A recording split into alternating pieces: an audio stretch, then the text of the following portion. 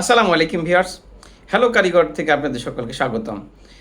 এসির ঠান্ডা সমস্যার সম্পর্কে ছোট্ট একটা টিপস শেয়ার করব। মিলিয়ে দেখুন, আপনাদের উপকারে আসবে। অবশ্য আপনারা জানেন, তারপরও মনে করিয়ে দিচ্ছি। এসি চালাচ্ছেন কিন্তু রুম ঠান্ডা হচ্ছে না। আপনি নিশ্চয়ই জানেন, এসিতে গ্যাস কম থাকে, তখন এসি রুমকে ঠান্ডা করতে পারে না। আবার এসিতে যদি কম্প্রেসারে গ্যাস চাপের বেশি থাকে, তার কারণেও এসি রুমকে ঠান্ডা করতে পারে না। কারণ অধিক গ্যাসের চাপ থাকার ফলে কম্প্রেসার অতিরিক্ত অ্যাম্পিয়ার নেয়, যার কারণে কম্প্রেসার কিছুক্ষণ পরপর বন্ধ হয়, আবার চালু হয়। এই কিছুক্ষণ পরপর বন্ধ হওয়ার কারণে এসি রুমকে ঠান্ডা করতে পারে না। আর এই বারবার বন্ধ হয়, চালু হওয়ার কারণে এক সময় এসি লেস পাম্পিং হয়ে নষ্ট হয়ে যায়।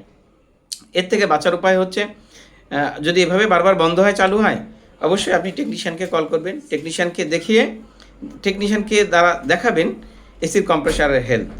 যদি কম্প্রেসারের গ্যাসের চাপ বেশি থাকে, অবশ্যই এটাকে নিয়ন্ত্রণে রাখবেন তাদের মাধ্যমে। তাহলে আপনার এসিটার কম্প্রেসার ভালো থাকবে, আপনিও ঝুঁকিমুক্ত থাকবেন। আজ এ পর্যন্ত, আবার কোনো ভিডিওতে দেখাবে। আসসালামু আলাইকুম।